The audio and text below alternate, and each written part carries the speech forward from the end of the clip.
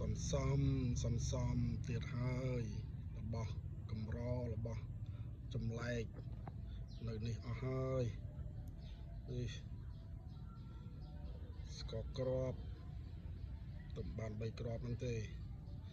ហើយនេះដីដុតដែរក៏ស្ករដែរហើយនេះដីដុតទឹកដីពងឆ្នាំង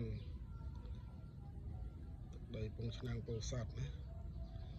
ហើយដីដុតដែរនេះលេវអាវ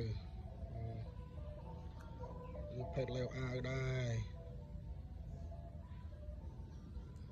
នេះកូនខប់តនចាក់ដីនេះកូនសកត់មានមួយគ្រាប់នេះស្ពឺផ្លូវអទេសសិលរបស់ចម្លែកបងប្អូនណាមានរបស់ចម្លែកដាក់ឲ្យមើលផងខ្ជិលសំអីផ្ញើម្នេះមក